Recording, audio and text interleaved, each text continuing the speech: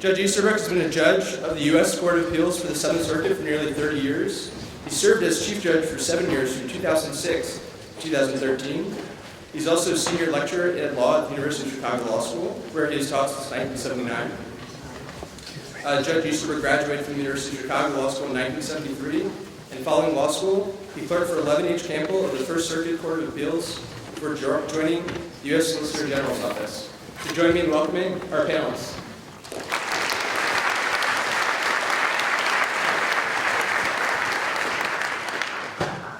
Thank you, Sean. The topic of this panel, innovation and inequality, is so broad that it covers almost anything the speakers care to discuss.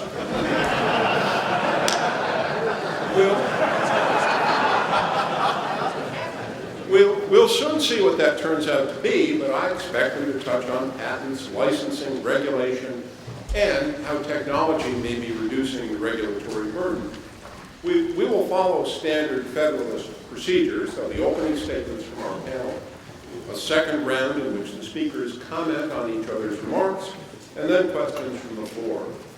You should start thinking now, but the operative word is questions rather than speeches.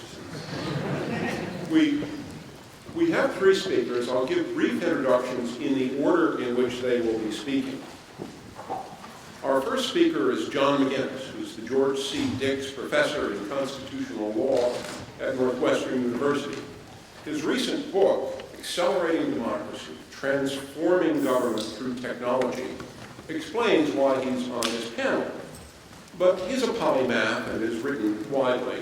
Another book, Originalism and the Good Constitution, covers everything that's not included in the categories of innovation and inequality. Beth Kregor comes at innovation from a more practical side. She directs the Institute of Justice Clinic on Entrepreneurship at this law school, helping students provide advice to low-income entrepreneurs. She received her law degree from Michigan and clerked for Bruce Selya on the First Circuit, where she learned more polysyllabic and obscure words than anyone needs to know in a lifetime.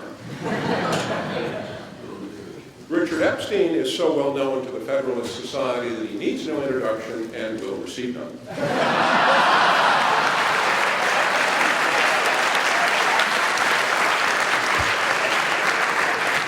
I'm speechless. More seriously, he's the James Parker Hall Distinguished Service Professor Emeritus at this law school. He also has affiliations at NYU and the Hoover Institution at Stanford, but when he's in Chicago, we tend to downplay those. He writes about law and liberty from the perspective of classical liberalism, and if there's a subject in this field that he has not yet addressed, you can look forward to his book about it next month. John.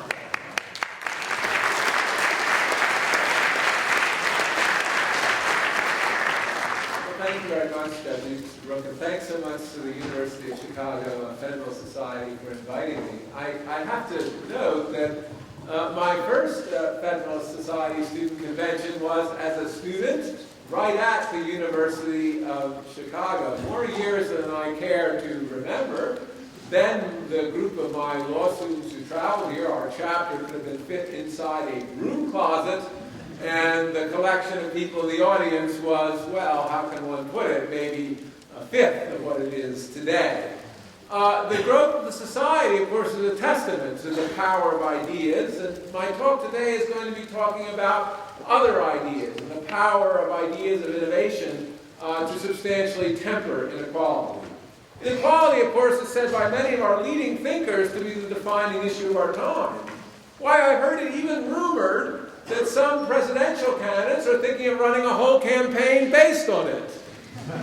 And the reason, of course, often given for the increase in inequality is sometimes located in innovation itself.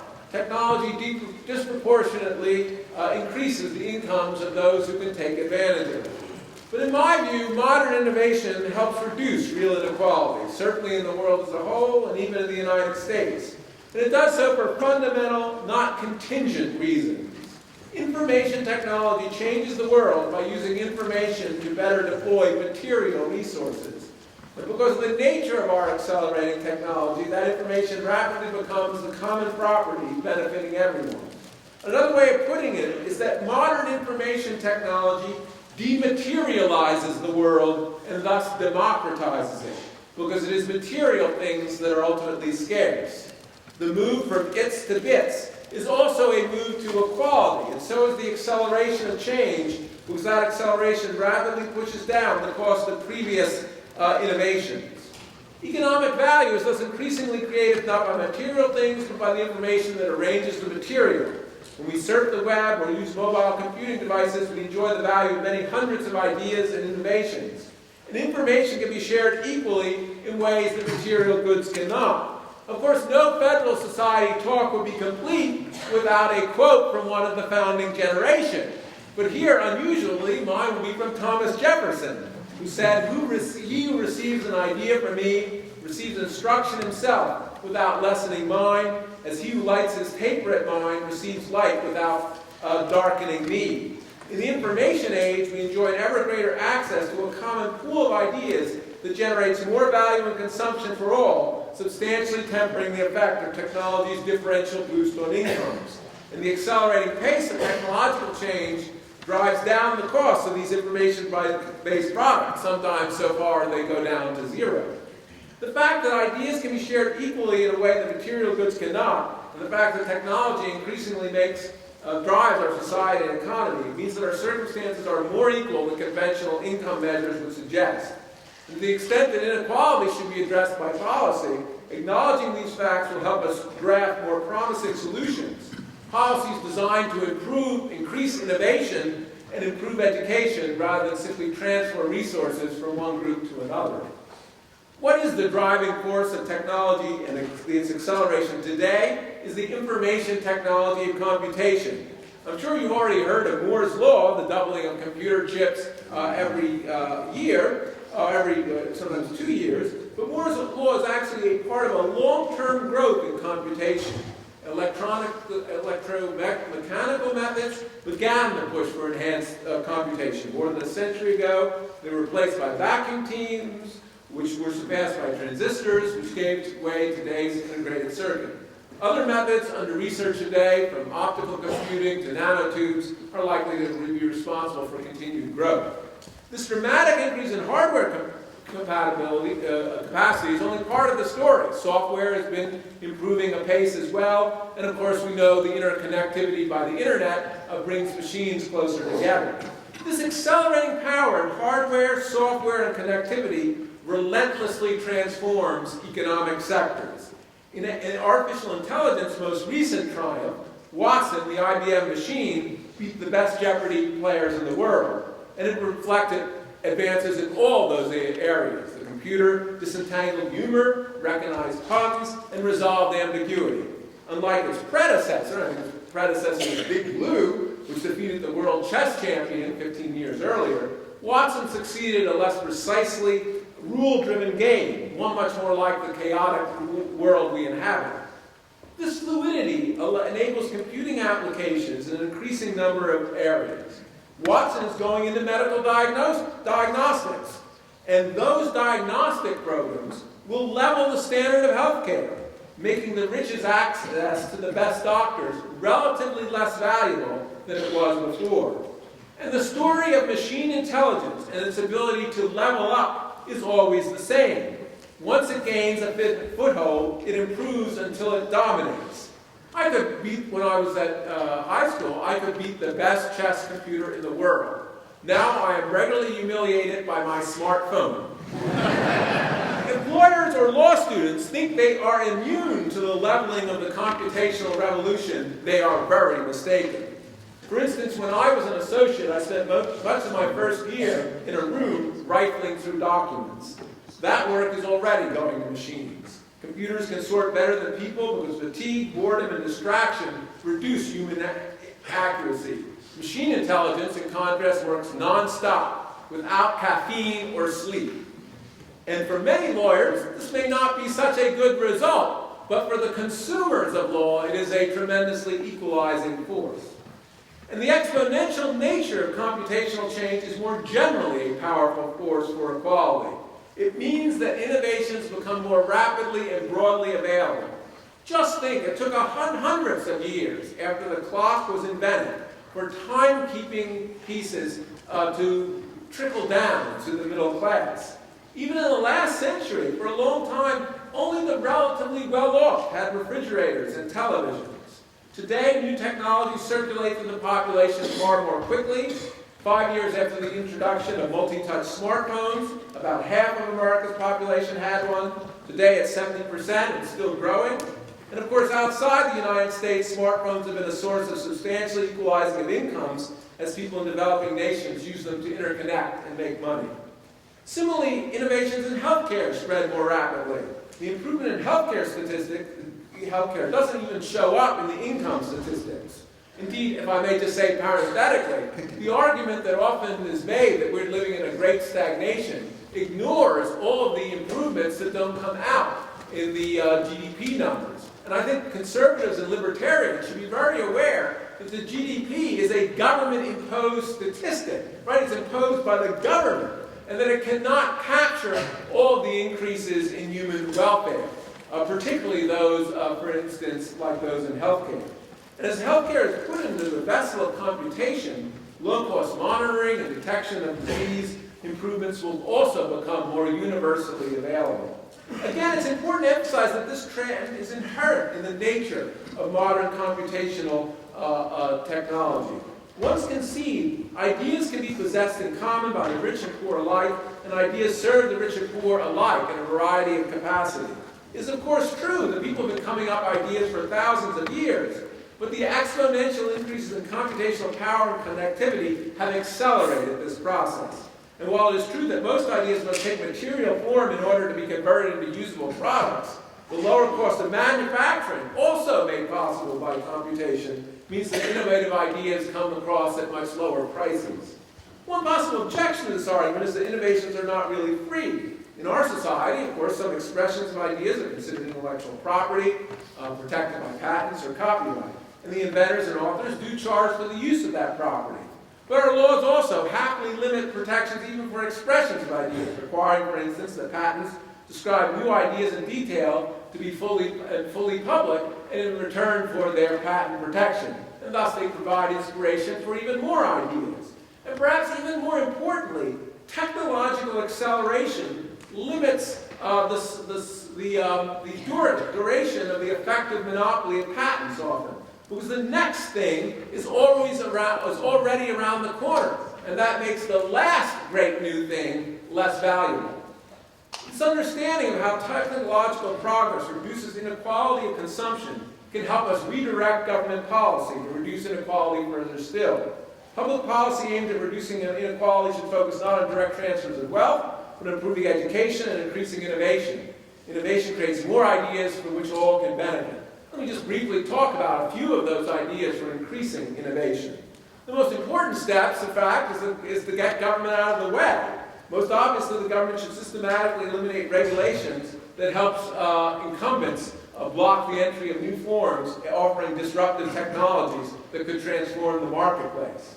At the local level, for instance, low-income urban residents, like those in Chicago and New York City, would benefit from the introduction of big-box stores that are often thwarted by big city labor unions. Those stores are an example of why prices for baskets of goods consumed by people of modest means have actually been decreasing far more than the basket of goods for people who are wealthy. On a global scale, international trade creates a larger market, and that gives greater incentives for innovation.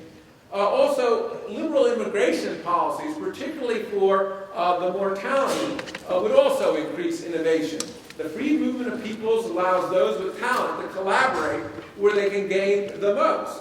Even in our area of digital communication, innovators in places like Silicon Valley or in New York and Silicon Alley improve their output by working closely together. More generally, a concern with inequality should lead to policies that decrease social rent-seeking, that directs people away from productive innovation. For instance, the artificial wealth created from the too-big-to-fail financial regime has sometimes lured people into finance and away from other parts of the economy. the citizenry at large understands the difference between the social benefits of entrepreneurship and the social costs of government guarantees. Steve Jobs and Bill Gates, for example, are not resented for their massive wealth because, of course, it's well understood that they have helped everyone through their innovations. Sadly, the bailout of big banks, on the other hand, generated hostility towards the institutions that lived high on the taxpayer guarantee. So, in conclusion, let me say I think what we really need is a politics that accelerates innovation. Not only because I think that actually will continue to temper inequality by creating even a greater common pool of ideas that we all enjoy in common, but also because that is the kind of politics that will prevent what I would consider the demagogues of inequality from driving us apart. Because the rapidly distributed benefits of technological acceleration, Americans from different walks of life and in different economic classes have an ever stronger common interest in promoting innovation. A society with advancing technology is a society where everyone rapidly reaps the bounty produced by the most talented and entrepreneurial among us. More than ever before, our economy can be a positive-sum game in which the gains for some quickly redound to the benefit of all. Technology in its accelerating form can be a uniting force for civil society. Thank you very much.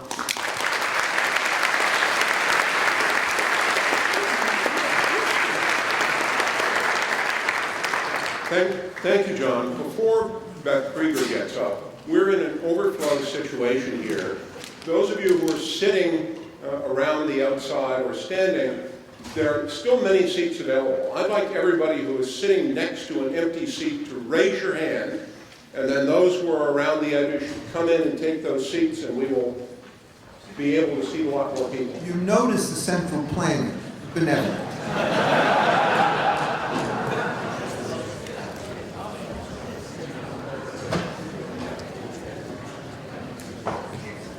All right, keep those hands up as long as you got an empty seat so we can fill in the blanks with more people seated.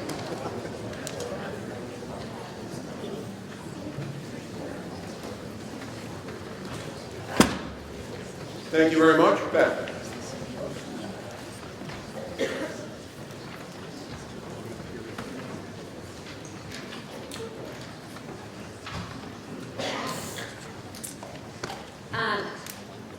The amazing advances in technology have made some occupations and jobs obsolete, and I think that's one of the reasons that we've been presented with this topic. It presents a challenge for us all to consider, and it's a challenge that is not new. It's certainly a challenge that was encountered during the Industrial Revolution and every revolution since then, but it has a particularly acute nature right now.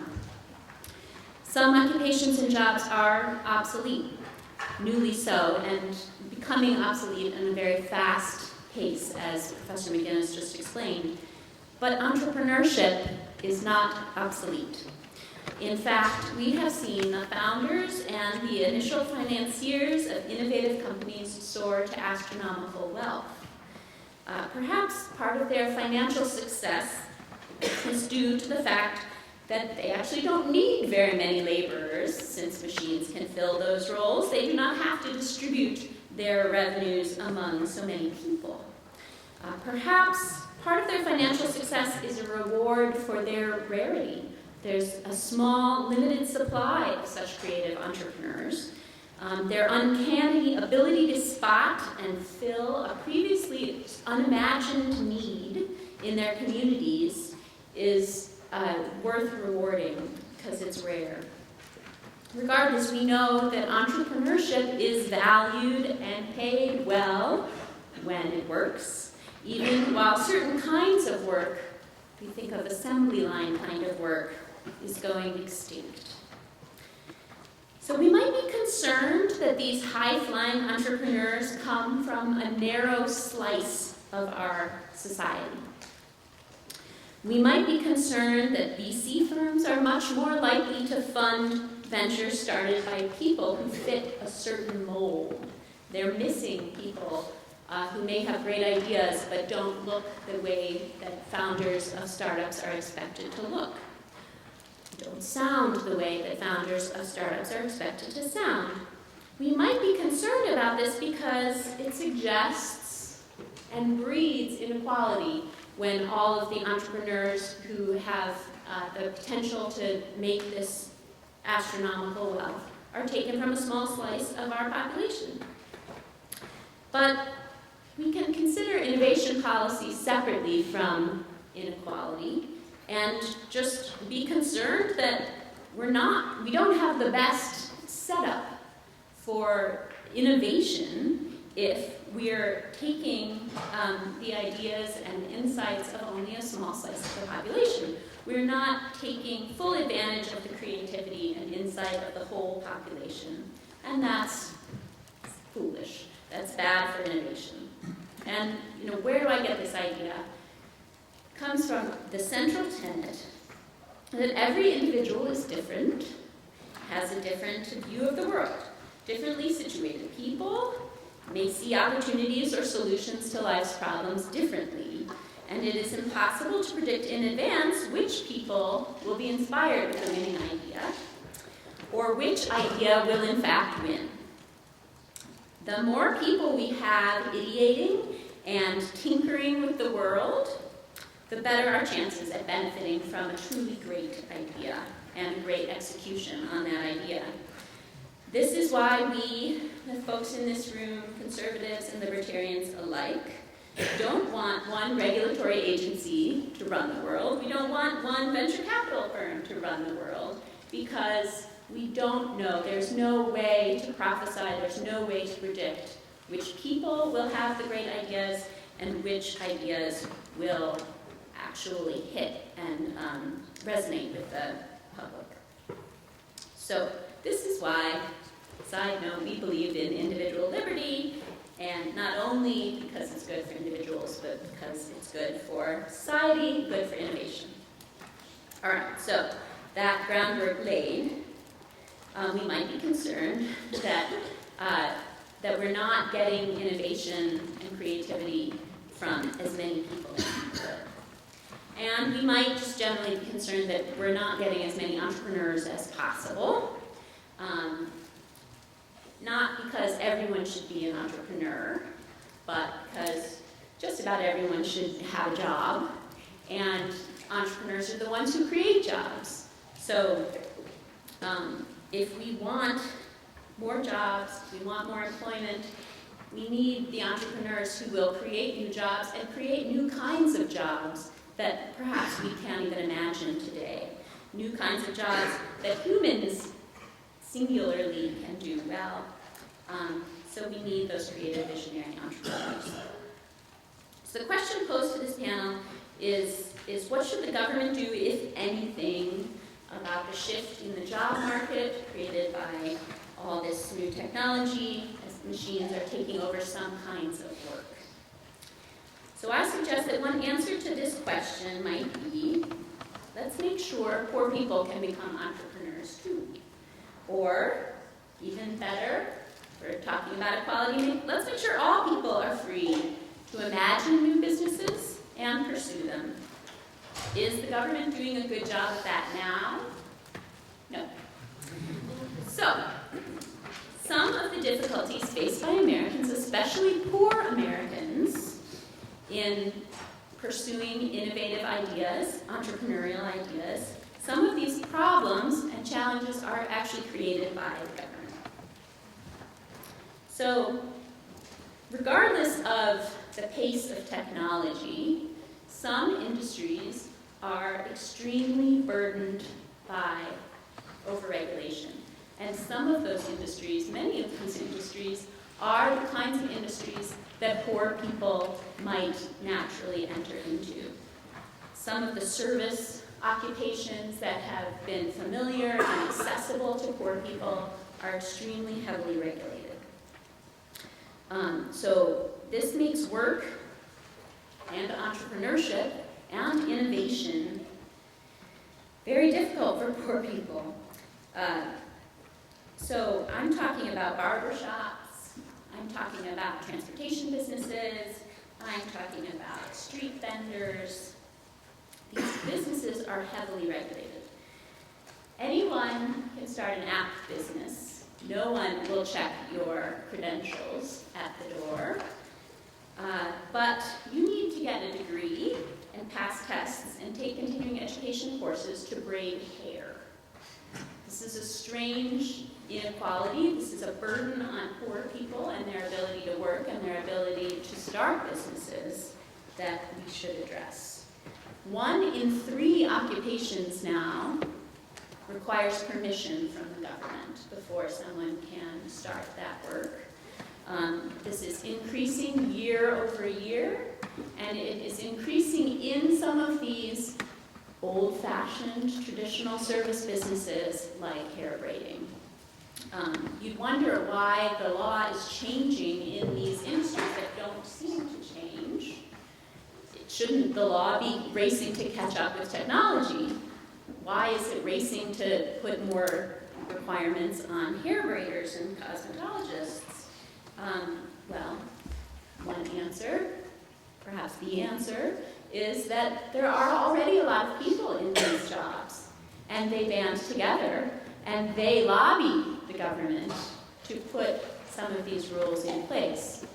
Perhaps because they feel that the only way to do it safely is the way that they already do it, and they have those good kind of public-facing intentions, or perhaps they're motivated by a desire to keep the new guys out. They have very little interest in the innovator who will challenge them and steal their customers. So these familiar, popular, common occupations end up being heavily regulated. These traditional kinds of service businesses are often in the realm of what's called non-routine manual labor. And that's one of the kinds of work that machines are just not good at. Machines, at least yet, machines aren't good at cutting your hair. Machines aren't good at devising a new recipe. Machines aren't good at companionship or taking care of someone who's old or disabled. Machines aren't good at choosing babysitters. These are the kinds of occupations that the low-income entrepreneurs who come to the IJ Clinic for help are starting their businesses in. They're not replaceable by machines. There's some art, or some craft, or some subtle human interaction involved in this kind of work. And you might think, because these are old-fashioned businesses, that they're all the same, that there's no real room for innovation. Why am I even talking about hair braiding or babysitting or making burgers in a panel on innovation? Really, you might think putting these businesses together, it's really kind of the assembly line kind of work that we have kind of relegated to the undereducated, undermotivated. But it doesn't have to be that way. The reason these businesses may look like cookie cutter businesses is because the government has created the cookie cutter. There is no option to reinvent the babysitting business. There's no option to reinvent the transportation business. You're thinking there is such an option. We'll get to that later. There's no option because to reinvent the funeral home, because the law has actually enshrined how those businesses are supposed to be built. It's made the cookie cutter. Those laws are so overly specified. They say exactly what makes a funeral home, exactly what a funeral home has to be. So if you try to do something different, if you try to just sell caskets and not the rest of the funeral package, you will be shut down. So it's very hard for the entrepreneurs in those fields to innovate and receive those kinds of rewards for their rare creativity and productivity. And I want to point out, too, while we're at it, that not all innovation is tech. You've noticed that I haven't been talking a whole lot about tech. But I think that's important to remember. All too often, We use innovation or entrepreneurship synonymously with tech or with Silicon Valley, and that's inappropriate. Starbucks took a pretty basic business, not tech-based, and reinvented it. Dyson took a basic household appliance and reinvented it. Where they had room to reinvent, there's room to reinvent, even if it's not in cyberspace. So, what can we do about this problem? So, back to the thing that I think is on everybody's minds. Recently, as we all know, some tech companies have started infiltrating these old-fashioned service businesses. We've got Uber battling the crazy laws about taxis. We've got Airbnb battling these old laws about what is a hotel. And it's exciting. They're bringing national attention to the problems caused by these laws. And I have a lot of hope, I think a lot of us have a lot of hope that this attention and this focus on these issues will break down some of these regulatory schemes, some of the presumptions that support them, and will actually free up a whole lot of other people to innovate and to start their entrepreneurial ventures. Uber and Airbnb may be forces of the democratizing technology that Professor McGinnis described. They have had the gall and the financing to fight back on these regulations. And it's important to remember those two factors about Uber and Airbnb. They've had the gall and the financing to fight back. When I talk to .com startups from that kind of business world, business school world, they have a cheekiness about them. They're not worried about the law. It's kind of do first, ask permission later. Don't ask permission, ask forgiveness, right? In the words of some entrepreneurs who came to speak here alongside their lawyer, their reaction to most legal risks presented by the lawyer is F it. That's nice for them. But I think we should all remember that not everybody is in a position to say F it to the law. Not everyone in society is in the same position of privilege to take those risks. You can't think about Ferguson, you can't think about what's been happening in the world and not think about the fact that people have different relationships to the law depending on where they are in the world, where they are in this society. The poor entrepreneur that I work with is not going to have the same attitude to just go trailblazing as Uber. They're not going to have the money to hire the lobbyists. They're not going to have the safety cushion to fall back on if it doesn't all work out.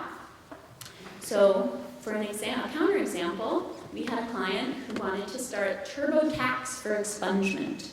There are lots of people in this country who have criminal records that are misleading, and the law gives them an option to clear those records. But the process is very complicated. And our client Ken Coates wanted to create kind of an online service that would allow people to fill out this complicated paperwork and expunge their records if they were eligible to do so, just like TurboTax lets people fill out complicated tax forms. He was ordered to stop by the Attorney General of the state of Illinois because it was the unlicensed practice of law.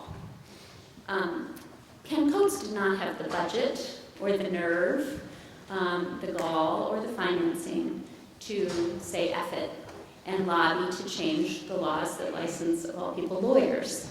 So we've just lost out on that advantage.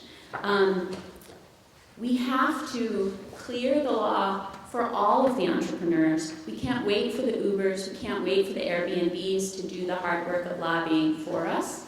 If the question is what can the government do, the government has to scour its codes and its practices and policies to make sure that these laws are not creating cookie cutters for businesses, that everybody is allowed to dream and pursue a dream, to change an industry, to create value, to create wealth, and to create jobs.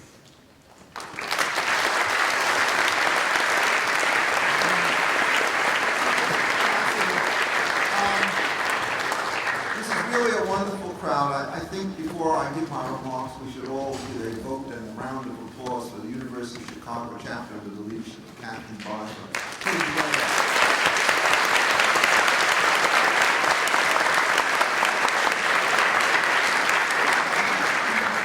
We call organized chaos in the deliberative process. I would also like to give a special thanks to the University of Kentucky chapter for supplying me with 2 bottles of beer, 1 light and 1 dark, carrying me through this talk. If we're truly despondent about the state of the world on a variety of key issues, taking refuge in the bottle is a fine idea. But I will spare you watching me imbibe, and I will give my remarks sober. Whether they're coherent is, of course, a question for you to decide. And I'm going to start by sort of announcing what I regard as the separability thesis in dealing with this particular question, and then elaborate. I see the words innovation and equality put in the same sentence with the word and between it. And I think that already we are on a very bad path of understanding what the particular problem is. Essentially, my view is you teach innovation as a separate subject, you deal with inequality as a separate subject. You do not try and figure out how to deal with the innovation process as such by trying to figure out how to temper it by worrying about various concerns of inequality. In saying all of this question, I don't want to say that the problem of inequality doesn't matter. In fact, I think there was an instructive tension between John on the one hand and Liz on the other hand. John talks about the leveling effects of consumer surplus when you have all these wonderful devices, and Liz, Beth, talks about the situation from the opposite end, talking about those people who are displaced from various kinds of jobs because of the enormous competitive pressure. It's also, I think, the case that in many ways that inequality increases with innovation, in the sense that you create a new generation of billionaires, all of whom manage to succeed through innovation in a matter of months or years, well far beyond all that which is inherited by other people. For those of you who are worried about the Rockefellers, you have good reason. There are none of them in the top 500 anymore. And if you look at the top 20, most of them, in effect, are still very much the creators of the technology in question. The question is, how do you think about that on the equality front? And the answer is you should rejoice. And the question is why? Well, here are a couple of explanations as to why this is not something you want to worry about. The first point that you have to worry about is that, as John hinted but didn't quite say, stated wealth is a very bad proxy for trying to figure out social improvement. What one also has to worry about is something which is much more difficult to measure, which is consumer surplus. And every time you drive the price of something down, somebody who spends $200 for a product that's worth $1,000, in effect gets $800 worth of surplus having paid the $200. If you're trying to figure out what the consumer surplus is relative to the producer surplus, probably, roughly speaking, it's about 10 or 20 to 1, depending on various kinds of technical factors. So those rich guys essentially create huge amounts of external well-being for which they pull down a huge amount of money. Now here's the really good news about it. They can't consume. Bob Barrow many years ago wrote a wonderful little piece in the Wall Street Journal saying, how does a billionaire consume all the income from the property that he produces? And you start to think, well, of course I can do that. I can buy myself a big house. That's a way of consuming money. Answer false. It's a consumer durable, not a consumable. You have to drink the Merlot. The moment you get a house and you store it, it's just a wealth transfer to somebody else who will spend it or use it in some other way, and the asset survives a particular year. It turns out that you cannot, at that level, consume, so you're necessarily forced, either through inheritance or some other device, to engage in strategies of redistribution. It's not an option, as it were. It is a kind of a crude physical necessity. Even those who wish to gorge themselves can't possibly do this. And in fact, most of these entrepreneurs end up taking their money and spending it on all sorts of things which actually have some benefits, some time, university scholarships and so forth. If you look at the various people, the University of Chicago was founded by John D. Rockefeller, Johns Hopkins was founded by Johns Hopkins, Leland Stanford University Jr. was founded by his daddy, and all the way on down. And so if you're trying to figure out what the distributional consequences are of technical innovation, it turns out that the first approximation of inequality turns out to be a terrible mistake in thinking about the way in which the overall system tends to operate. And so if you start looking around and then also think about happiness as one of the relevant variables and durability on life, things that don't go into the cash measure, what happens is these have vastly improved over the last 100 years. It is still better to be rich than to be poor when it comes to medical treatment. But if you were looking at a 30% mortality rate for poor people in the year 1900 and a 5% rate or a 10% rate for the rich, now those numbers are 1 in 5. The greater gains, in fact, go through derivative technology, as John mentioned, to those people who are down on the income scale. Even if you go back an earlier generation, you put in the London sewers, a huge technological innovation, everybody gets immune from cholera to the extent that you now have a clean water supply, even though the property taxes that are used to fund the devices tend to come by and large from those folks who are rather rich. So what I want to do is to say, first get the technology right, then you start to worry about the equality, and I'll give some suggestions as to how we might think about it. First, after I talk about the technology. I want to take a distinction here, which is, I think, implicit in what Beth said, but is not in fact stated. There is a world of difference between innovation and entrepreneurial behavior. They do not function in the same way. They do not require the same kinds of skill sets. They aren't funded in the same way. Innovation, in effect, is trying to figure out through bits and ideas and so forth, a technology, a process, an idea, a program, which essentially nobody has ever thought about before. So you take some guy named Fred Smith who wants to put together a company called FedEx. He flunks his business school examination, but all of a sudden understands that you just have everybody send goods into Memphis, Tennessee, and then send them out again. It's going to be a lot faster than point-to-point shipping. It's not a deep subject. It's hub-and-spoke technology carried to a very high level. As you start moving down, the technologies become more complicated and more difficult and so forth. But then the question is, how do you actually put a technology together? And it's a very complicated process, which requires that you go through multiple layers. It is chaotic in the extreme and therefore not immune to direct regulation. And it begins, as somebody says, with the 3 F's, which is financing takes place through family, friends, and fools. And the basic argument in favor of this particular position is that when you're starting out, the error rate that you have is exceedingly high, the mortality is really deadly bad. And the only people who are prepared to do this are those people who have some kind of effective interest in the fellows who are doing it, as AFF. Interest in what's going on, or people who are too dumb to know what the right situation is. Once they go through that first cycle, most of them turn out to fail. A few of them succeed. And at that particular stage, they try to go to organized financial sources, and all of a sudden the game changes. Intellectual property, which was talked about earlier on, plays almost no role in the initial round of family financing, but the moment you want to start going to venture capitalists, they're going to ask the very hard question, what is it that you've got that nobody else has got by way of an intellectual property patent, a copyright, a trade secret, and so forth, which will allow you to get some kind of a super competitive profit. These characters understand that you have to invest in a large number of ventures, most of which will turn out to fail. And the theory is, as with oil wells, if you hit a gusher in 1 or 2 cases, the fact that the others have to be closed up means that you're still very well off. The guys who invented in Google, 1997 and 10 also rans, are very rich, even if they didn't recover any money from the ones that failed. Now, how do these organizations start to work? Well, essentially, at every stage, the chaotic nature is there. You hire and fire staff with great rapidity. You plan mission statements that go first this way and that way. If you looked at it from the outside with the eyes of the central planet, it would be like watching a bunch of dodo birds moving in random sequence. But if you actually understand what's going on, some of these guys actually are shifting and correcting and making paths to work.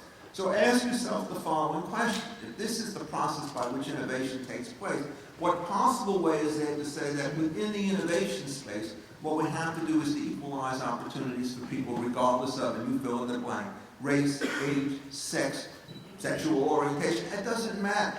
The need for having specified contracts and recontracting all the time means that the moment there is any external constraint on the way in which you hire and fire or the way in which you compensate can easily spell the death knell to these kinds of businesses. So that what you have to do essentially as the government is to say, frankly, my dear, I don't understand what's going on in this place.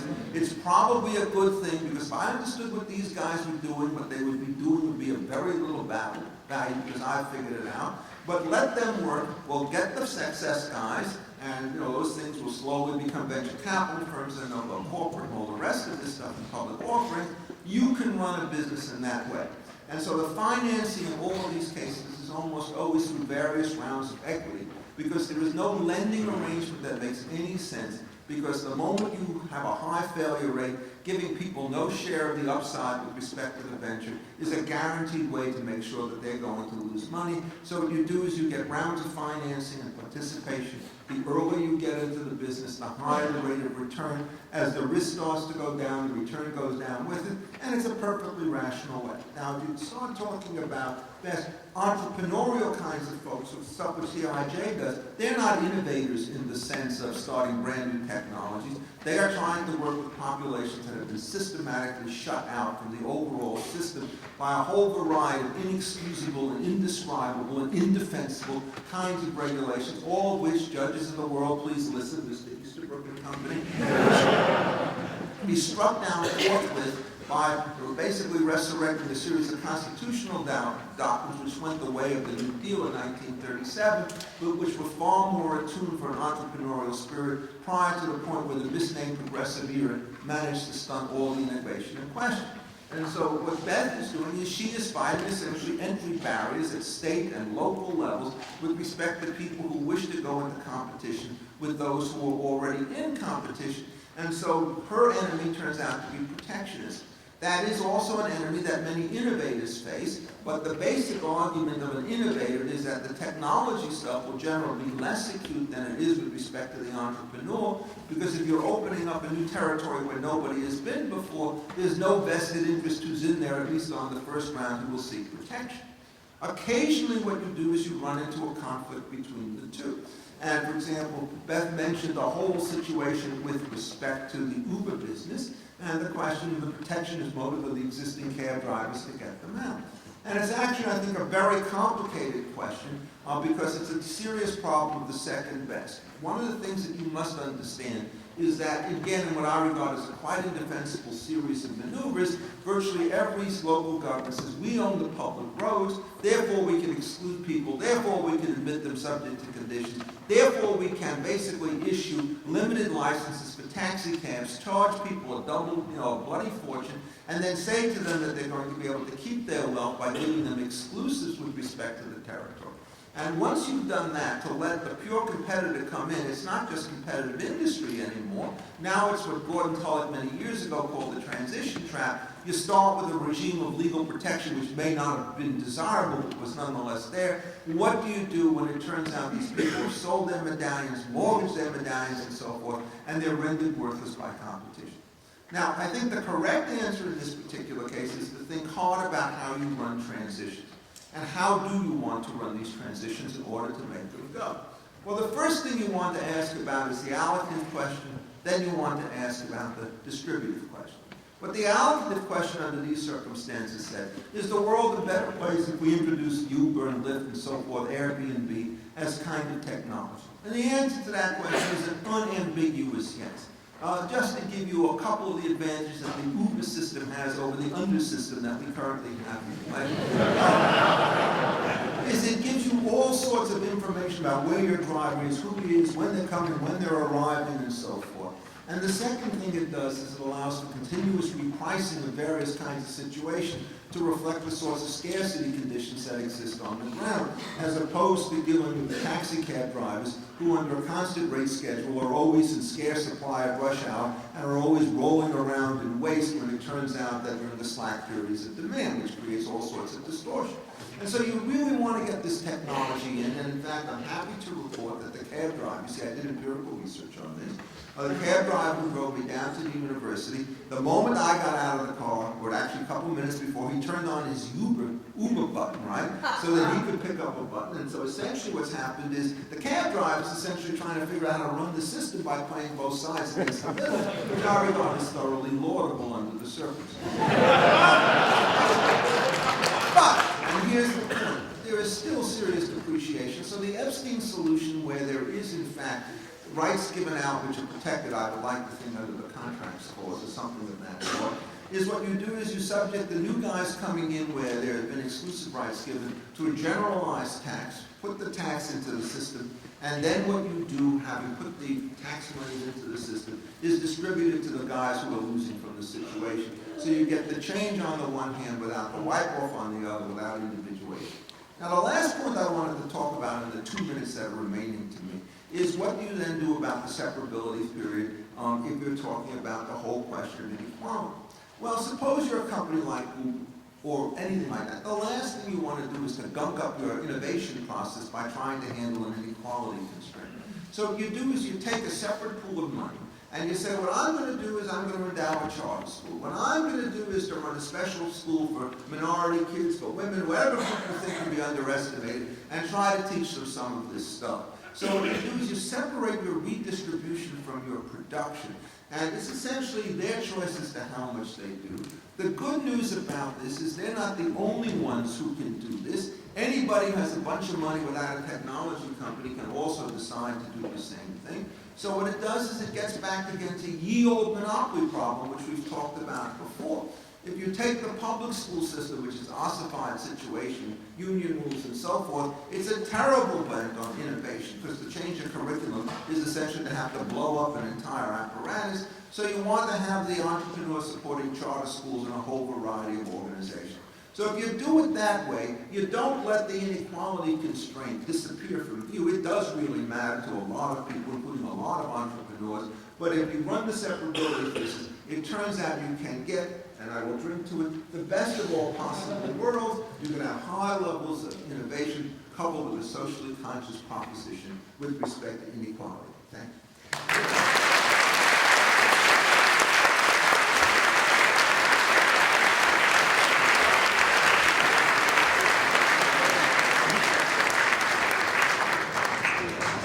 Thank you. I'd like to go back to the top with Professor McGinnis and ask the panelists to spend 2 minutes, that's 2 minutes, commenting on the subject of each other's presentations, and that should leave us time for questions from the floor.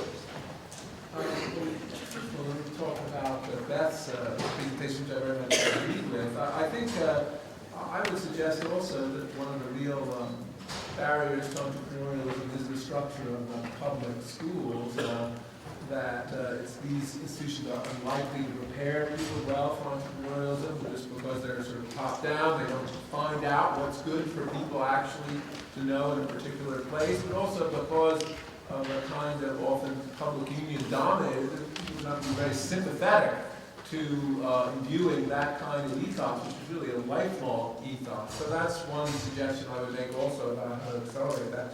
I don't think I strongly disagree with anything Professor Epstein has said. I would still suggest that, as my remarks I hope made clear, there's something about the modern innovation structure that itself tempers inequality. I've given examples of the rapidity of technological change being distributed, the advantage of medical diagnostics when they're actually machines becoming very much available. Let me just give another example of this. I mean, compare my life to a billionaire, Peter Thiel, for instance. I mean,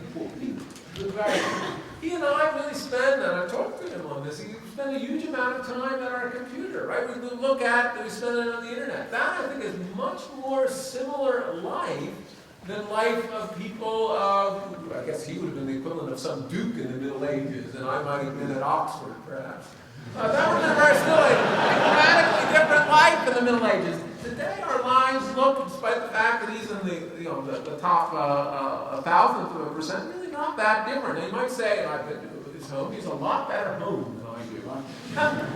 I have to confess that. But even, I mean, the logical conclusion, I think, of what I've been talking about is democratization and dematerialization is ultimately we're going to have virtual reality. It's how much different is that having a big home going to be? I think one really has to take seriously these fundamental trends in the structure of innovation. Not to say that everything Richard says, I completely agree, we should focus on these things separately, but within the nature of modern innovation, there is an aspect of it that is extremely important in its self-tempering inequality, and particularly in a world where we have all these demagogues talking about that we have the most unequal world because they focus on income inequality, which is a poor proxy, just as the GDP statistics are a poor proxy for human welfare. I think it's fundamentally important to point that out and to make people understand that.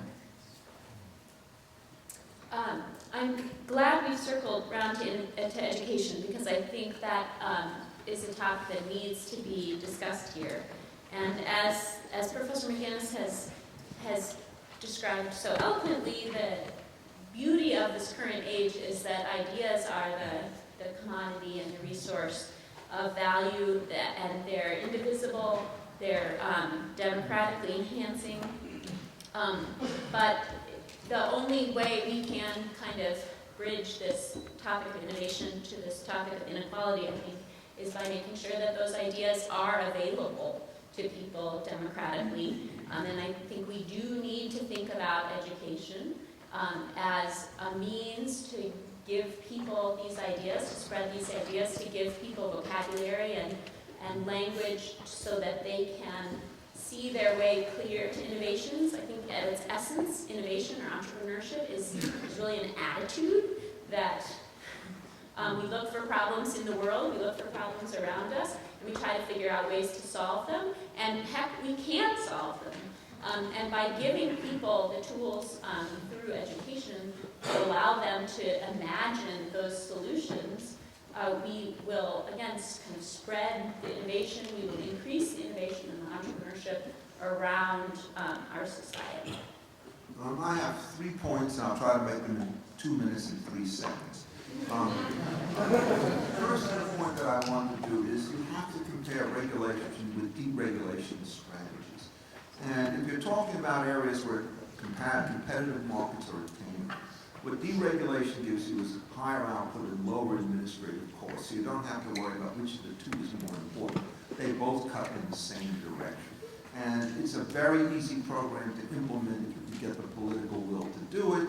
But since you're knocking out monopoly rents, it's extremely difficult unless the judges start to help out from time to time. The second point I want to make is there's a deep tension under social welfare theory between inequality on the one hand and the standard definition of a Pareto improvement on the other. That is, in Epstein's world, what you want to do is to have as your fundamental maxim northeast hope. And that means that you have a two-person game, easily generalized to n people. You'd like to move on that sort of somewhere up there so that both the north variable and the east variable are going to be higher in the new states of the world relative to the other. What happens is you often get Pareto improvements by increasing inequality. So somebody who basically buys the computer may go himself in 10 to 1,000, but the guy who makes it may go from 1 million to 1 billion. That's an improvement. And if you start to push too hard on the inequality variable, it turns out that what's going to happen is that you may dampen the improvement that starts to take place in the beginning. And if you're a defender of dealing with inequality, generally industry-specific interventions are always a mistake. Do it through a tax system, or better yet, do it through some charitable kinds of operations. The third point I want to make is, again, to reinforce in a slightly different fashion John's point, because there was no difference between us. I mean, this is libertarian stuff through and through, I think, today. But it's the way in which you think about it. One of the things that's wrong with that dreadful book by Thomas Piketty, which thank heaven seems to have disappeared from the face of the globe, is that it looks at income figures and it doesn't look at human welfare figures. And, you know, if you start to take into account non-pecuniary elements involved in good health and good lives and all the rest of that stuff, essentially doing a hedonic interest, those things are about half of what most person's value turns out to be. So people who have relatively modest financial wealth but good personal circumstances, religious beliefs and comforts and things of that sort do extremely well. If you look only at the stuff which is systematically monetizable and measured, you're going to systematically overestimate the amount of inequality in this world. What you really want to do is to ask about those things. And if you look at life expectancy improvements and mortality rates, these things are very widely distributed across the population.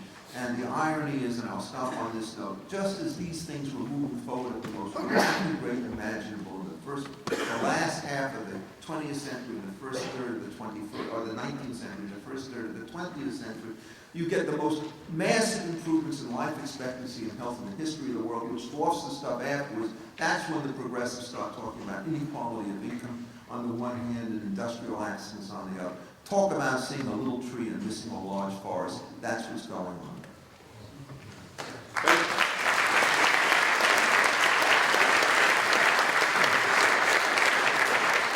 Actually, we have a couple of microphones at the back. While you're getting lined up, I'll exercise the moderator's prerogative to ask a question. It may be impossible to get rid of regulation in the old economy. Mansur Olson once suggested that the only way of doing that, of dealing with entrenched interest, is either to have a nice war and get conquered, or to abolish the industry. Hairdressing is probably not going to go away, so maybe that source of regulation is going to be with us for a long time. How does one deal with creeping regulation of the new economy? But think about this from the perspective of intellectual history. This would never have existed had there not been a fundamental deregulation proposed by Ronald Coase of this law school. Instead of the government licensing each use of the radio spectrum, the spectrum could be turned into property interest and people could do with it what they wanted. And of course, without this, there never would have been an Uber, and so on. Ronald didn't say that. This didn't turn out to be quite so simple, because the government then saw that as a way to charge for the spectrum. And some of you may have read that in the latest auction of spectrum, the federal government's raised more than $10 billion. It operates as a very large tax. This same process is being repeated for turning rights to pollute into property interests. And one might suspect that the process might be repeated for other new economy proposals. My question to the panel is there any way to prevent either regulation of the new economy or to prevent it from being used as a tax base? I'm sure there would be. Richard. First of all, I want to disagree with you to some extent about the characterization of what Ronald did. It was certainly a revolution relative to his time, but it was only concerned with the broadcast frequencies, and all we wanted to do was to privatize them through an auction or through giving them away. He did not address the very important question of what happens when you want to switch the use from one spectrum to another. He did understand the point that if you did license some of his frequencies, then all the use conditions and licensing conditions that exist with the FCC would go away, which would increase utilization within the framework. Now, how are we going to do this? Well, every single political economy that works through democratic processes essentially will produce degenerate results because the interplay of forces for regulation and deregulation is such that once the bad guys win, and there are repeated plays, so they will surely win once, getting them out of there as people grow up under are going to be enormous.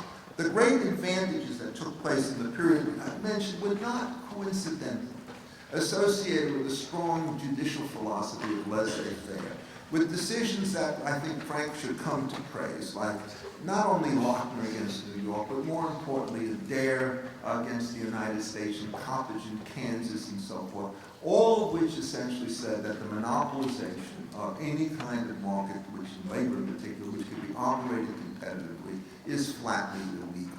And I don't think that we can get that change unless the judges step up and decide that they're going to rebut that. Now, people will say, well, the thing whole fell down. It didn't fall down because it failed. This is the period of greatest progress in America. The reason it fell down is that certain muddle-headed judges of great distinction really thought that the German model of corporatist governance in the center with monopoly and distribution of rents was superior. And through people like Brandeis and through Felix Frankfurter and so forth, they managed to get everybody to flip this over on both jurisdictional and economic liberty grounds. And so my simple suggestion, as I made in the earlier panel, which Frank and I have the benefit of hearing, was to blow the whole system up by going back to a version of the police power which essentially never allows the government to convert a competitive industry into a monopolistic one, but allows it with monopoly industries to be very careful in the way it mixes antitrust with common carrier regulation, for which, again, the period between 1890 and 1937, although not perfect, was markedly more sophisticated than the stuff that comes down from our higher courts today. So that's my modest proposal, Frank, and I expect you to say I agree.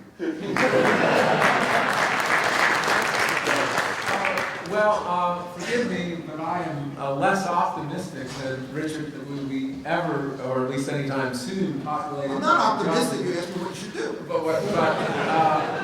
I am optimistic because of something else. I do think that the fact that technological acceleration tends to deliver technological shocks that often make it very difficult to continue with suboptimal regulation. I think we're seeing examples of that in of course, the taxi industry. The benefits have become so obvious, they're transparent. And one of the reasons they're transparent, of course, are other technologies that make things more transparent than ever to people. And I think that is the problem that regulators face today, that the regulations may become so obsolescent that people may be able to move around them. You might say that technological shock is sort of the equivalent of war without killing people. Maybe that's the way of understanding it, like Menger Olson. So I do think, as part of the theme of my remarks, that while I do not disagree at all with any the fundamentals of classical liberal theory, I do think it is important to understand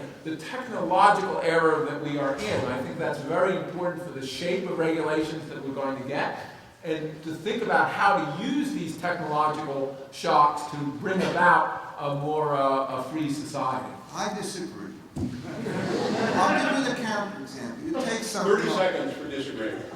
Net neutrality is a classic illustration where the bad guys are taking over the system. They're trying to return a lightly regulated industry into a heavily regulated industry, and they're making the promise we don't believe in heavy-handed economic regulation today, which means that tomorrow that industry sector is going to be subject to a lot of difficulty. Make the industry relatively permanent, and all the corrupt political forces will be asserting themselves. Something brief, Beth?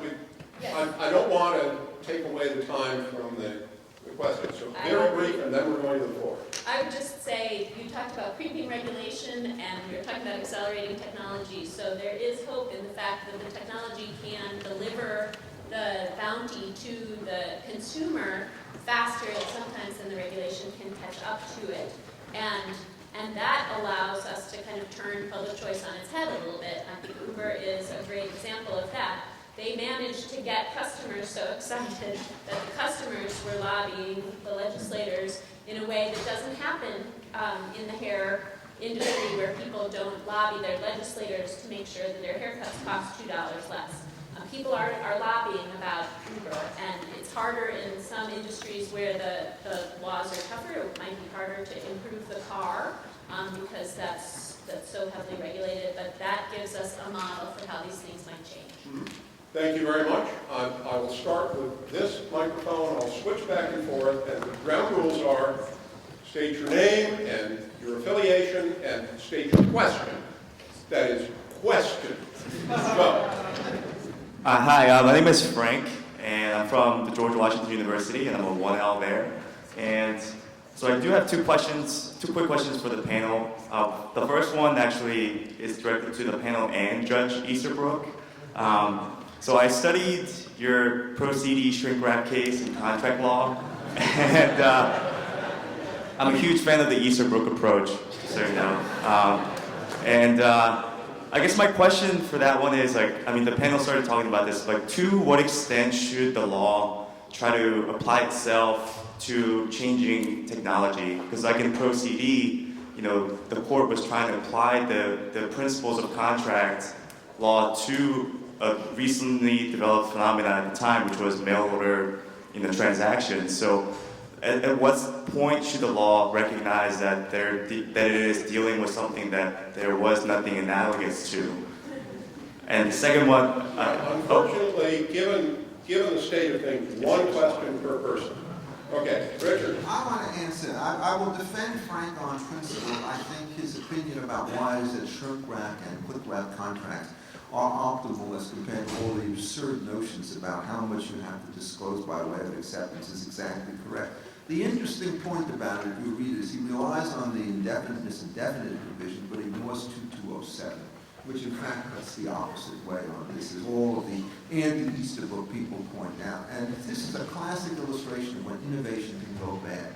One of the dumbest innovations that took place under the UCC was that particular provision, because what it did is completely mucked up the law of offer and acceptance. And so you then get the point of whether or not you're going to be Twinkle Toes Easterbrook and go around it for immense social benefit, or you're going to be some leaden literalists who will mess up an entire industry. And I think we all ought to applaud for it. Good job.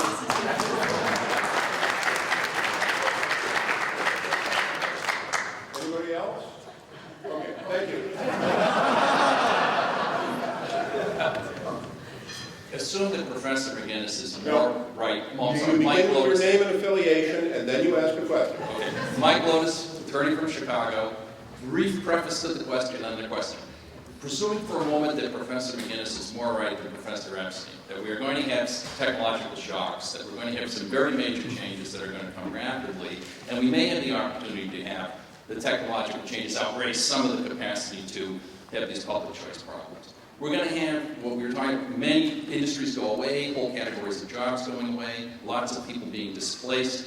What do we need to do to educate the American public that these types of changes are coming and permit the innovation and the entrepreneurship that's going to create self-employment and new jobs so we can get through this period without losing the benefits of it or lots of political social That harm? sounds like John or Beth initially. Yes, thank you.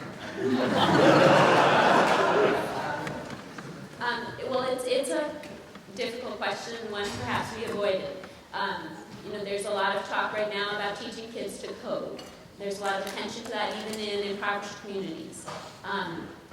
Do we know that by the time they're grown-ups, coding is going to be the skill that makes a difference? I don't know. We're never going to know that far in advance. But the kind of thinking that it might promote, the kind of comfort level it can promote with changing technology, I think could be really valuable. And so spreading that word, spreading it around through the education system is one, and through nonprofits and charitable organizations is one answer. I make a few points. First of all, I don't think it is clear that at least if we have well-functioning labor markets that we'll see higher unemployment. There is an infinite number of jobs in the world, and actually, though machines are very good at analytics, they're not so good at personal skills. You may see more people investing in those kinds of things. That said, I think the way to address this is through decentralization. Decentralization in two respects. Talked a bit about it through the educational system. I think it's hard to predict what's going to be good, and we're going to have a much better chance of that prediction if we have more competition in education, that we have some top-down solution by government education, which will just try to reproduce the conventional wisdom.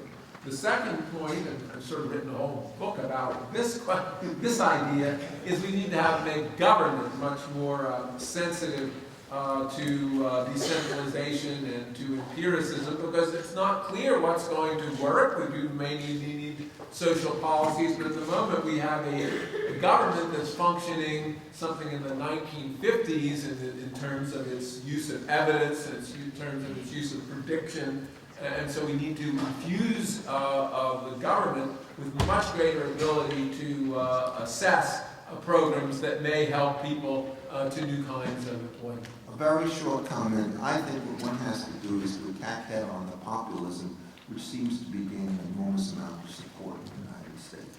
One of the things that's so depressing is that anybody who actually earns a lot of money because they're successful is treated as though they're a thief rather than as an entrepreneur, and we have to be able to state it. And in order to do that, what you have to persuade people is that competitive industry and a competitive market is part of the growth process, not some sign of huge loss. So my favorite phrase is addendum abscrandiori, pecuniary externalities, and I need a publicist to make these things more coherent to the public at large. Both of them expecting the notion that there's certain kinds of externalities, mainly competitive losses, that ought to fall outside the scope of the legal system, always. Thank you. My name is Victoria Crane. I'm actually a graduate student at Georgia Southern University getting my master's in teaching. And you guys all pretty much agreed that education was the way to promote schools teaching kids more about entrepreneurship.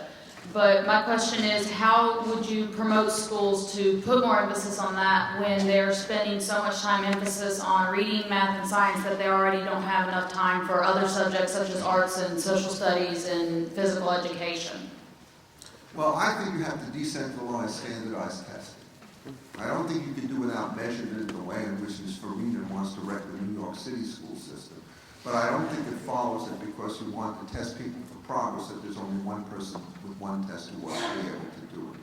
And I think one of the reasons why education gets skewed is there's sometimes an excessive emphasis on that, and it doesn't translate necessarily into the skills that people need moving forward. I just think I may disagree slightly with the premise of the question in the sense that the schools don't have enough time to teach things. I tend to think that the schools are often, because they're not in a competitive structure, poorly run. They are poorly managed, and the teachers who are good don't have the proper incentive. So I think that really needs to be changed, and there will be a lot of time to teach entrepreneurship. But I would also note that I do not think it is inconsistent to be teaching skills of entrepreneurship and mathematics simultaneously, right? There's a relation between, it's striking, for instance, that people don't come out of high school even knowing what a balance sheet is. That, I think, can be built in to understanding something about the manipulation of numbers. And I think if we had a structure in which we had a more competitive education system where people are more sympathetic to competition rather than one run largely by government bureaucrats, you would see naturally emerge a more sympathetic ethos to entrepreneurship, which would go right through the educational system.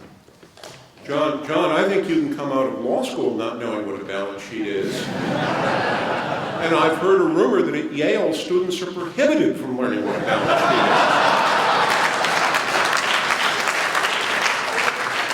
It isn't a rumor. Yeah. Hi, I'm John Giocaris. I'm a 2L at the John Marshall Law School here in Chicago. As Professor Kregor mentioned earlier, while the tech sector certainly isn't responsible for all the innovation that has occurred in the last generation, it's certainly responsible for much of it. From Google to Facebook, it's probably the closest thing we've come to a truly free market in recent history, thanks to government almost having no footprint in it. But as Professor Epstein mentioned just briefly, there are many people who are skittish about government now trying to justify a regulatory role through the net neutrality bill that the White House has recently been pushing for. And my question is basically, what are some of the potential landmines you see coming with that? And to the extent that internet law is still a relatively new and developing area of law, are there any legal arguments or even constitutional arguments that could prevent any of those dangers from materializing? Well, I can think of a constitutional argument. My own view, and I've always believed this, is that Calvin Coolidge was right when he broke the teeth or the Queensrÿche in Massachusetts, and that it is illegal to have public unions. It's basically a breach of public trust to create any monopoly risk for any particular parties. And so you start with that kind of situation, and it's going to open things up very, very quickly. Otherwise, essentially what happens is one has to get rid of the notion that you can have equality and growth too, by taking the New York Times position constantly repeated that the two most powerful engines for growth are minimum wage laws and unions. God protect us from that ignorance. Any other comments? Okay, thank you very much. My name is Brendan Jordan, Northwestern Law School.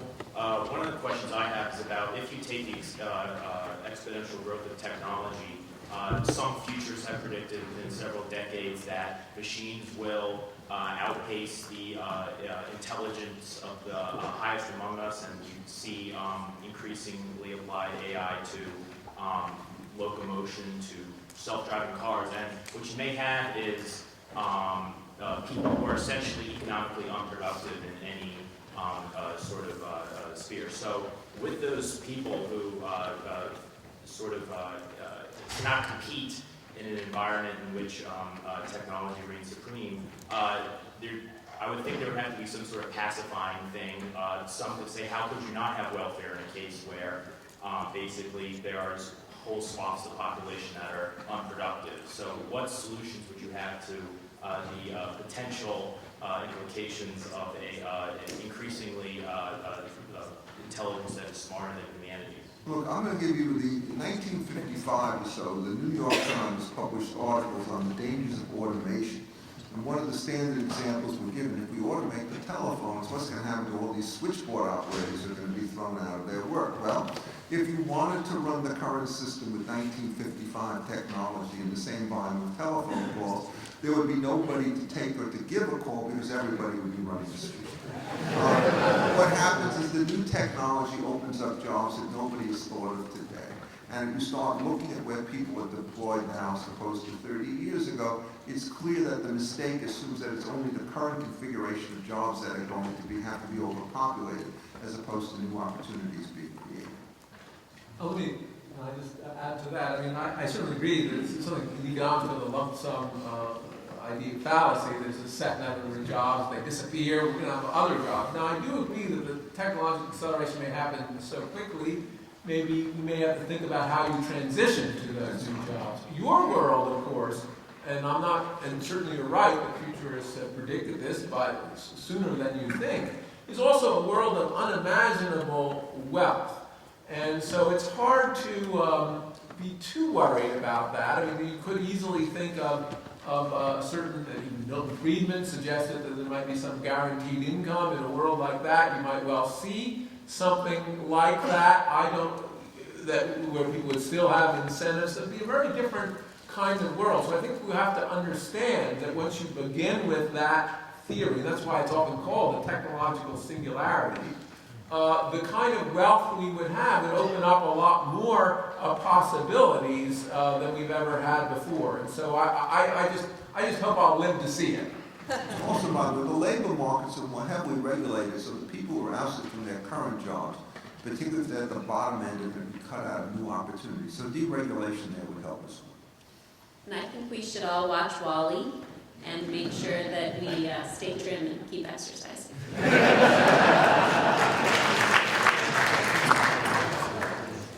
Thank you. I'm Jordan Von Boker. I graduated from law school here last year. I work for the government now.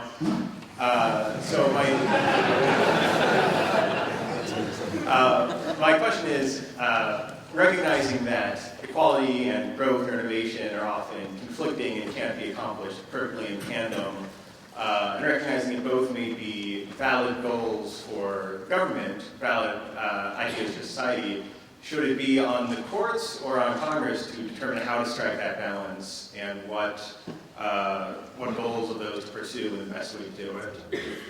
I'm not sure I agree with the premise that equality is the proper goal of government. I mean, I do not, if indeed charity does not prevent people from extreme need, I may see a role for government in that respect. I'm not, in that sense, a pure anarcho-libertarian of some kind. But I don't think it follows. I don't think it follows that equality. Literally, with making equality an objective of government, it's there's no stopping there. There's no place to stop. How much equality is enough? And it gives, I think, incentives to rent seekers. Because, of course, I'm not equal enough. My position isn't equal enough in society, and there's always sort of special pleaders. So I think it's very important not to accept that equality is a proper goal of government. Because I think once one has accepted that, it becomes very difficult to preserve liberty as well. Because that unlike preventing people from starving, from giving the decent provision for the poor in Samuel Johnson's terms, is something that really cannot be contained within a democratic political system. Look, I think it depends on what you're talking about as equality, of course, whether we're talking about financial equality or whether we're talking about equal rights, equal protection of the law.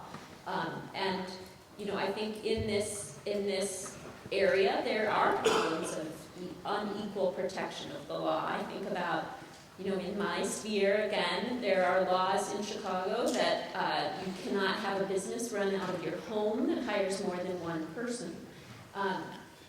This gets applied against the carpenters and landscapers and other people who are working kind of low-income jobs. It does not get applied against the people in our business school across the way who are starting these .com startups without an office and blowing up and getting big and being courted by the city of Chicago to stay here. So there, I think, equality in the protection of the government and the treatment of the government is a goal.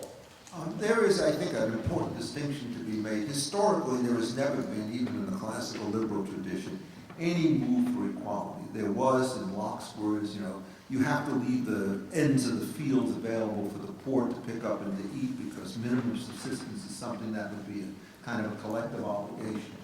It was also never thought to be a collective obligation of government. It was thought to be a natural law and perfect obligation that people ordinarily did. And it's important to understand in the late part of the 19th century, the early 20th century, when the laissez-faire methodology was most powerful, this was also the period in which sort of voluntary giving in order to help the poor in one form or another through churches, voluntary organizations, formal insurance, setting up charitable institutions was at its height.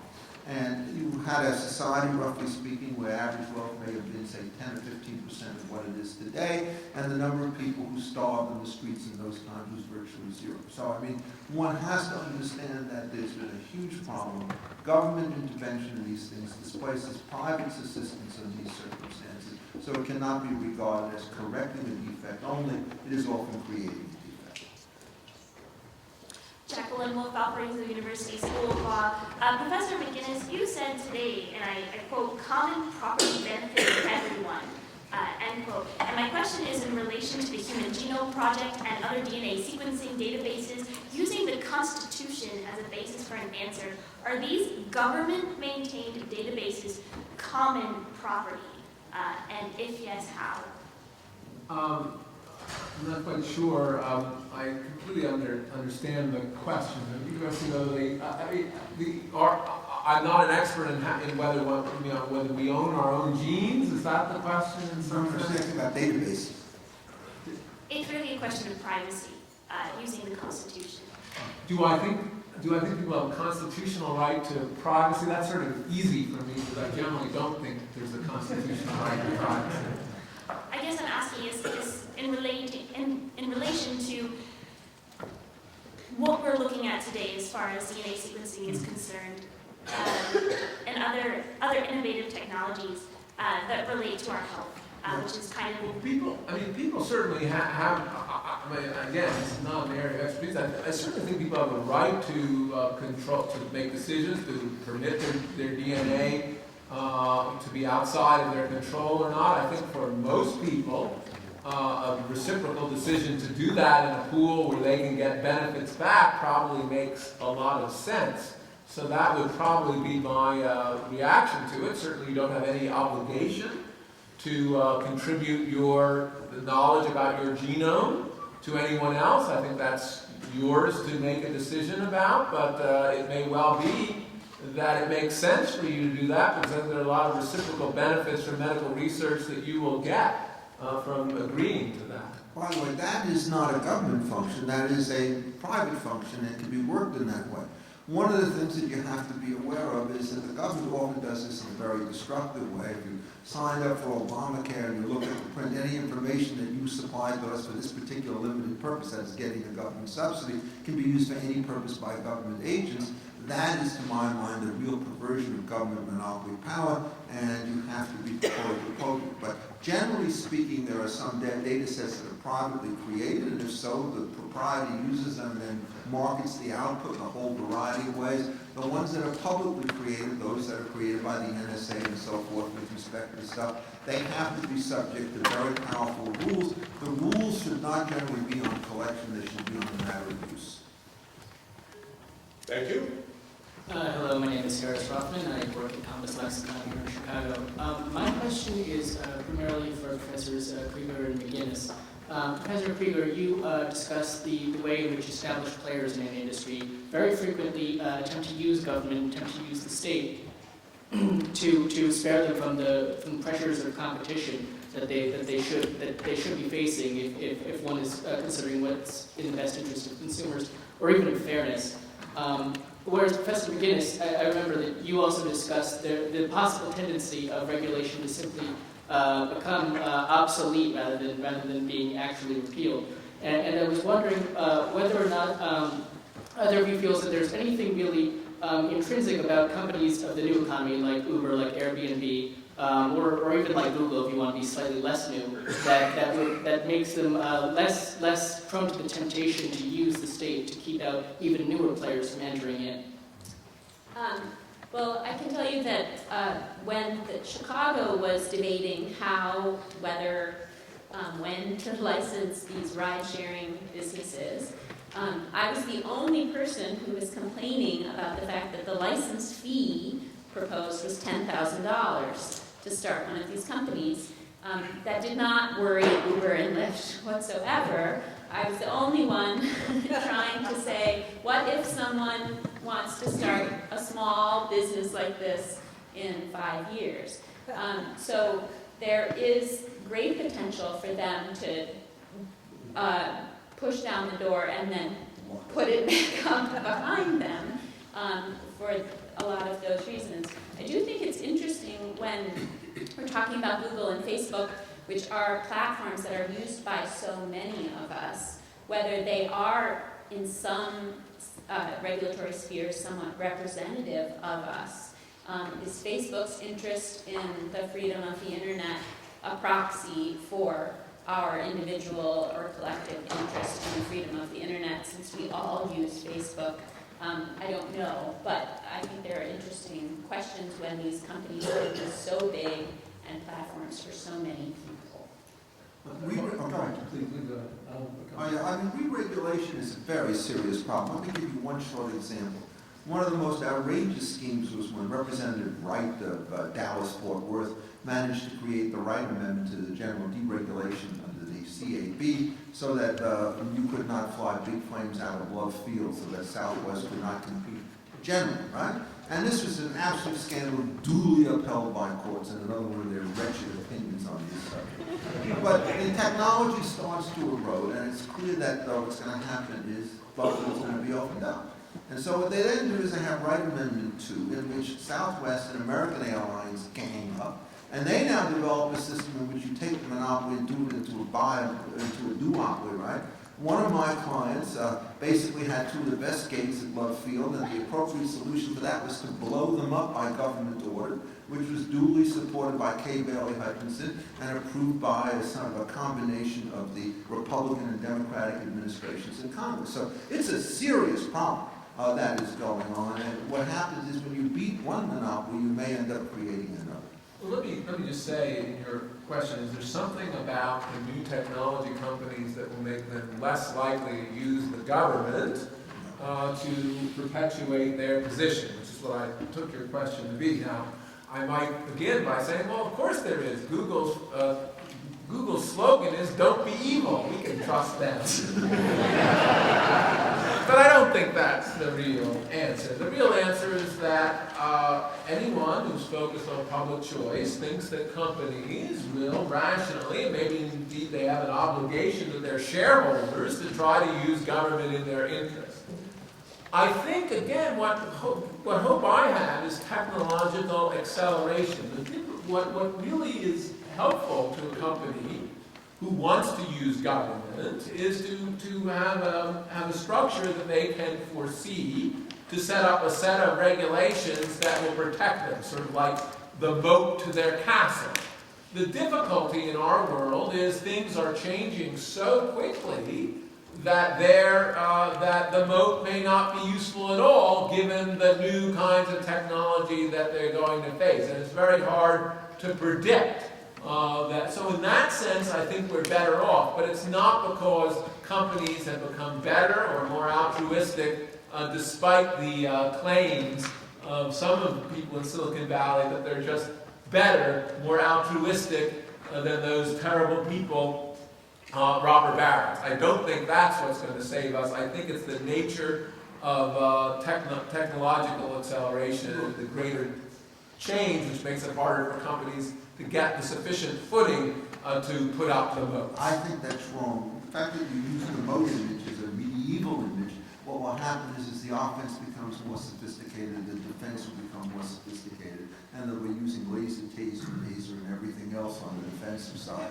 My uncle told me a long time ago, he said, Richard, he said, the future of the world depends on the question of whether or not political stupidity can drown technological progress. And that's still the problem we face. Very quick, please. We're only going to have time for one more question, so those of you who are standing. The question is how foreseeable things are, and I think in a world of technological acceleration, it's very hard to foresee all the threats to a company. That makes it very hard for them to use the government to protect against it. You underestimate this.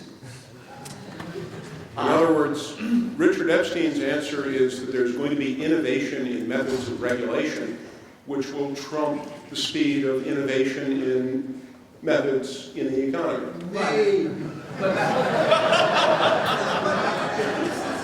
Let me just say, I think that absolutely captures it. I think that those innovations are most linear, where the speed and the change in the economy is exponential. You watch Google, Microsoft, Hi, I'm Ray Non. I'm the third year at USC, Southern California.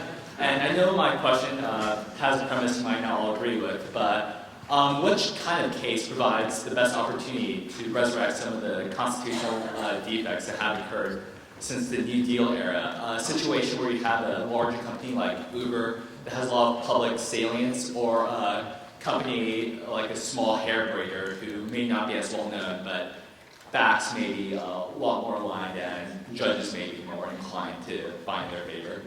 You need to have a case, I think, that starts with the regulation of labor markets and then work out.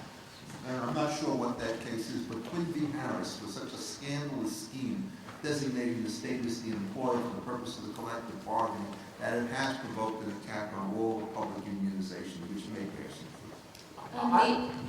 The Institute for Justice is taking the approach, as some of you may well know, to work with the hair braiders, work with the drivers, work with the monks making coffins in their abbey, and make sure that those cases have public salience, so that people understand that these issues affect all sorts of people, not just the founders of a big company like Uber. Although I think, again, the Uber story is perhaps transformative because it affects so many ordinary people too. Here I think we have a very nice combination for once of big companies and others. For instance, it seems to me logical you want to use exactly no better case could be the monks making caskets, and that appeals to every respect. Every dead person, yes. Not only to entrepreneurs, but to the religious people in the country. But the precedent that it sets will be very useful for companies like Uber. So in my classical liberal world, we have those sympathetic plaintiffs funded by Uber.